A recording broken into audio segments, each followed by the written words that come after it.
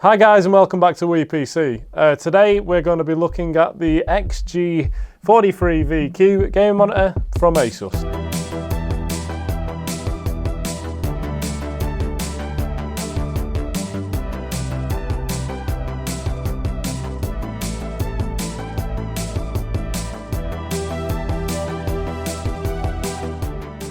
The Asus XG43VQ is their super ultra-wide gaming monitor. It's a 120Hz, 1ms response time monitor. It's got a 3840 by 1200 resolution. It's a VA panel, so it should be pretty good, have good darks, nice whites. Colours should be pretty accurate right out of the box, but we're going to put that to the test in the following video. And we're going to see how it stacks up in gaming. So let's jump into it. So as always, we're going to start by looking at the design. For me, this monitor is pretty nice. The last monitor we checked was the Samsung G9, and I think I probably prefer this. The stand, for a start, looks amazing. It's got the classic ROG STRIX base with the swivel feature, but it just looks pretty, what's the word I'm looking for? It just looks high quality. It's one of the nicest stands in terms of designs that I've seen in a while. The screen itself, again, really nice. It's got an almost frameless design. There's literally nothing around the outsides. You've got this nice plastic on the bottom, which does add a bit of premium quality to the look of the panel. And you've got the ROG STRIX logo in chrome there. Overall, really like the design of this monitor. It's one of those ones that isn't too gamey. You could definitely see this in like an office environment, or just as like a general use sort of monitor. Obviously it's pretty big, but in terms of design it fits into a lot of sort of categories. For me, really nice. Can't really knock the design too much. Quickly looking at the panel coating, like most modern monitors, the Asus comes with a anti-glare surface, not using glass obviously. It's pretty good at reflecting light, mitigating reflections, things like that. I don't have too much of an issue using this. Where my office is situated, the sun pretty much shines straight through the window, and to be fair, there wasn't a point where I was like, couldn't actually use it. It was always quite easy to use. There wasn't much of an issue with reflections.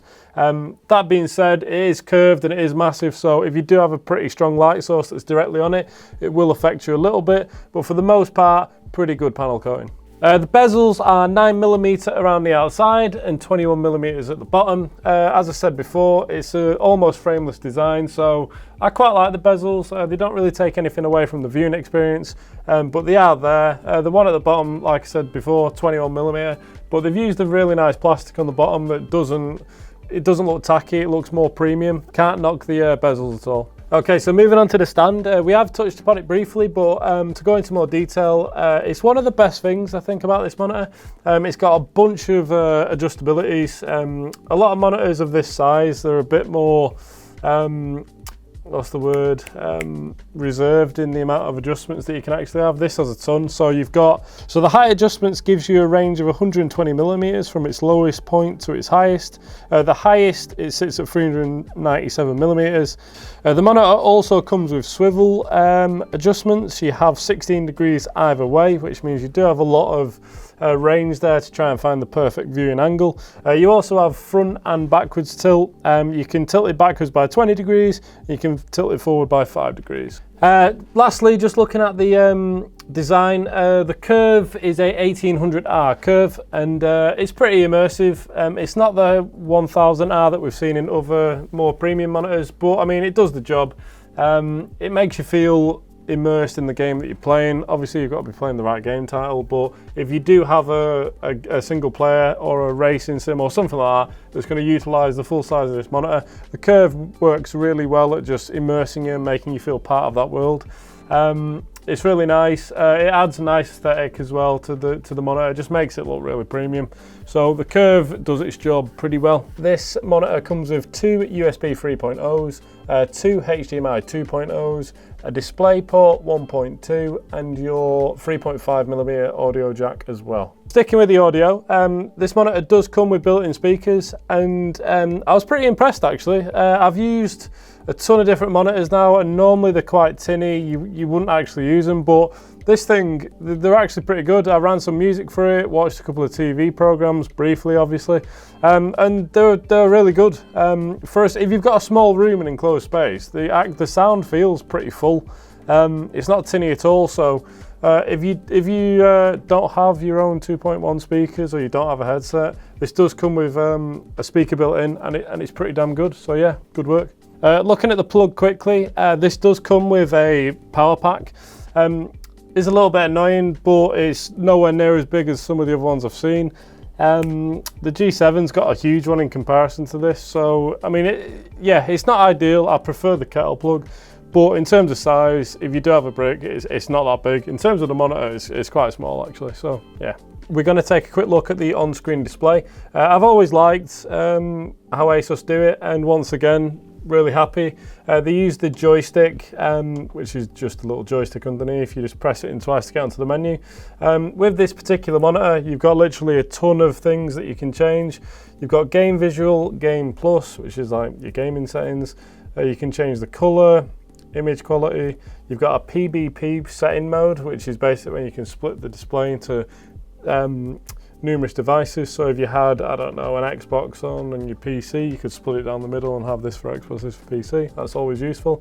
You've got your inputs there, system setup, and you've got a couple of preset favorites there that you can set yourself. So in terms of functionality, really easy to use, and in terms of the actual adjustments that you can do, yeah, you can pretty much change everything you want on this monitor. Taking a quicker look at some of the gaming settings, the game visual is basically just some of the presets that you have there. These will change your color depending on what game you're playing. So it has a racing mode there, which is pretty dark. You've got cinema, RTS, RPG mode. They are quite harsh, to be honest. They change the picture quite dramatically. For example, MOBA, I don't know how well that's picking up on the camera, but it looks absolutely awful. For me, I play a lot of FPS games. When I'm in the desktop, I use sRGB. I did try flicking it to FPS mode. Didn't really make a massive difference, to be honest. I kind of just preferred sRGB because the profile right out of the box is pretty good. But you do have all those settings available to you. You also have a user mode there, which we'll be using later when we actually calibrate the monitor. But yeah, those are the game presets. In terms of the Game Plus, all the usual stuff. You can set a cheat crosshair there, which some people use. You also have a timer in case you're doing lap runs on a racing sim. You have an FPS counter, and you have your display alignment, which just allows you to move the screen around a little bit. Just taking a quick look at some of the eye care that you do get with this monitor. It's got the usual stuff, flicker free. Blue light filter is there as well, so you can flick that on. Me personally, I don't actually use it that much. Should I use it more? Yes. A lot of the monitors these days come with this already built in, especially the flicker free mode. BenQ has a whole eye care package. Asus has something similar, but you can just turn on the individual modes, and they're there if you want to use them. Looking at the viewing angles, as we mentioned earlier, this is a VA panel, so one of the pros of a VA panel is that it does usually have pretty good viewing angles, and that was definitely the case with this monitor. I've used it now for over a week. I've watched plenty of TV on there. I've been using it for work. Unless you're at an extremely wide angle, 45 degrees plus, where you don't normally sit anyway, the colours are pretty good. They do start to depreciate when you get past that 45 degree when you're looking at it from quite wide, but for the most part, viewing angles I thought were very good. Unless you've got like 5 or 6 people sat around the monitor and someone's right on the very edge, you're not going to have any issues with the viewing angles on this panel. We've just ran some out-of-the-box settings on the colour accuracy, and we've got the results back. They're not actually that bad. I thought that they were going to be worse than what they are, if I'm being completely honest, but looking at the results, white point, not horrendous, 6800 kelvins, ideal is 6500, so not horrific. Contrast ratio is just over 1000 to 1. The back point, as you'd expect, is pretty low, 0.1. But the real figure that you want to be concerning yourself is the average delta for the colours. So this monitor came back out of the box with 1.87, which, to be fair, is pretty good. It's not amazing. But for straight out of the box, I haven't touched it really. I've just literally popped this on and done a test. It's not bad. So yeah, I'm quietly impressed, to be honest with you. It's nothing like the new Samsung monitors, but as far as a general monitor goes, it does the job nicely. We're now going to run a more in-depth test. We're then going to calibrate it, see how it fares after that. So let's have a look. Okay, so we're going to calibrate the monitor quickly before we retest it. For the standard test that we do, we like to bring the brightness down to 120 candelas. So that's our standardized brightness for all the monitors we test. So we have done that. For best results, we're then going to change the RGB figures, which you can do inside the on-screen display. I'm just going to go through some of the settings now. I have adjusted it. I've cranked the red up to 54, green is on 52, and we put the blue on 48. And out of the box, they're pretty accurate colours.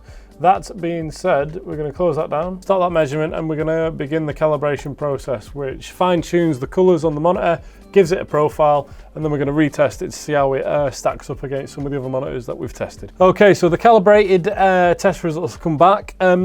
Display cal brings up a colour gamut volume and coverage each time you do a calibrated test. It's come back with the Asus, and surprisingly it's offering 128.8% of the sRGB spectrum, which is pretty good.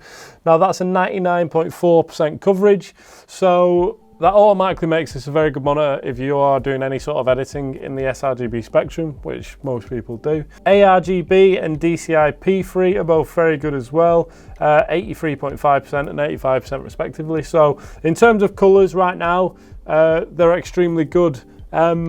We're going to take a look at the actual results of the Delta test now, but colour gamut, extremely good, can't really go wrong there. Okay, so we've just done an in-depth colour accuracy test to see what this monitor could do, and yeah, they're pretty good. White point is a little bit low. Really, as I said earlier, you're looking for 6500 kelvins. It's come back as 5700 kelvins, so not the best. That being said, the black point is extremely low. It's 0.08, which is pretty much what you want. Contrast, again, isn't the best. 898 to 1, so that could be a lot better. We did go through some of the other presets, and these results do change quite a lot. So if you're more interested in having better white or better contrast, you can actually just change the presets and that'll change. But in the calibrated settings, as what we deem as closest to true, this is what we got. The average delta, on a more positive note, is extremely good. It's now down to 0.3 on average, so you're pretty much looking at perfect colours once you've calibrated it. Pair that with the colour gamut and the coverage that you actually get there, and you're going to have a really realistic, enjoyable, vibrant gaming and sort of movie viewing experience. So colours for me, very good. If you want to have a look at the more in-depth results, you can swing on over to the WePC article where I've gone through most of the presets and done some other tests as well. But colours, pretty damn good. Now we've had a look at the colours, we're going to quickly go over the panel uniformity. That's a test we run using the display cal again. We're going to divide the screen into a number of different segments and see how uniform the brightness and colours are, and how well the backlight pulls through. So let's have a look at that. We got the panel uniformity results back, and looking at them, they're not the best in the world, but they're certainly not the worst. There's no red squares on here. If there was a red square, that means that the luminance would have deviated quite a lot from the center square. So we're looking at luminance, how it pulls through and how uniform they are. Red's obviously the worst, then it goes amber and green. Green is what you want to see. So there is a lot of green squares on here. The corners, which, yeah, a bit of a mixed bag, some green, some amber. That's really to be expected from most panels, to be honest. In the corners, they usually start to falter a little bit from the center. But for the most part, there's no red. Can you tell just looking at the monitor that the difference is there? Probably not, to be completely honest. So for panel uniformity, it's okay. Looking at it from a purely scientific standpoint, you'd say it's probably average. With these sort of tests, they are all unique as individual panels. If you bought this exact same monitor and put it side by side and did the same test, you'd probably get slightly different results. So this is just a small snapshot of what it can offer, but for us and what we got, it was pretty good. So we've had a look at the design of the monitor, we've checked out the colour accuracy and the panel uniformity, we've looked at all the basics. It's now time to put it through some games. Now Asus have classed this as a super ultra wide game monitor, so that's the market it's tailored for. I'll be pretty interested to see how it stacks up against some of the other 49-inch ultra wide. So let's run it through some games. Okay, so the first game we are going to look at is Counter-Strike. It's one of the only games I actually play. And it's just a great title for testing monitors because not only is it fast paced, it requires good immersion to get locked in, especially if you can play like at a competitive level. You don't want to be getting distracted by outside noise or other things going on in the room. It's a good game to test for stuff like this anyway. So we're going to run through Counter-Strike and see how we get on. Okay, so we've been playing Counter-Strike now for a little while, and it's pretty good, to be fair. I've not seen too much ghosting or inverse ghosting for that matter. Colours seem very nice, as you'd expect them to be. And I haven't seen that many shadows. One of the good things about a monitor like this is you want shadows to be visible. It has got HDR 400, so those are heightened. Yeah, you can see through shadows pretty easy, which is always good. But yeah, in terms of ghosting, I've not really seen that much. I like to sometimes look at the telephone wise there, and you can see the colours shifting, but no, it's been pretty good. For a 120Hz monitor, it's not bad. I have been using 144Hz and a 240Hz recently, and you can see a little bit of difference when you go from 120Hz to 240Hz, but 120 to 144, there's not really that much of a difference. Yeah, gaming experience so far, pretty good. Screen for this game, probably not ideal. I'm the sort of guy that likes to use a 27-inch monitor, but if you are sort of one of those guys that is into a super ultra wide, it works perfectly fine. Yeah, it's good, it's a nice monitor. All right, so we've loaded up the Witcher 3 now, just to see if we can get a more immersive sort of single player experience, and yeah, again, really nice. I just like the way this 49, the actual size of it, just sort of, it makes you feel hunkered in. All what you can see is the monitor right now. I can see a little bit of the edge, but apart from that, it's much better than, in terms of the immersion that it provides, it's much nicer than, say, your standard 27 or 32-inch. Really nice. And one thing about this monitor that I did see before was, with the HDR 400, even though it's not amazing, in the really bright areas, you do still get detail there, so that's always a nice feature to have. So there you have it, guys, our comprehensive review of the Asus XG43VQ. For me, really nice gaming monitor. It's not going to be for everyone. It's not ideal for super competitive titles like CS, even though we did show that gameplay. But for single players, racing games, flight simulators, things like that, really, really nice experience. I felt really immersed. The colours were great. Even out of the box, the colours were pretty good. We calibrated it. The profile's on the website if you want to check that out. But once we calibrated it, really nice visual experience with the colours. If you wanted to use this as a workstation, sort of word processing type monitor, you could always do that. You've got loads of screen real estate. You could easily have 3 or 4 windows open there, comfortably working on each of them, so that's always a big plus. So yeah, for me, pretty good. Stand as well, I just want to point that out. It's one of the best stands I've used, and it feels absolutely rock solid. The Samsung G9 that we tested a couple of weeks ago now, I think, in comparison, it's night and day. The Asus have clearly got it perfect with the stand. Samsung not so much. It's a little bit wobbly. So for me, stand on this, perfect. Overall, if you're in the market for a super ultra wide gaming monitor, offers up very good immersion and great gaming experience, then I think this is a very good monitor to go for. So guys, if you like the video, remember to drop us a like. If you want to see more content like this, subscribe and pop the notification bell on. That really helps us to make more content like this. There'll be another video similar to this somewhere around over there, I think it is. And if you want to leave us a comment, I might get back to you. So until next one, see you later.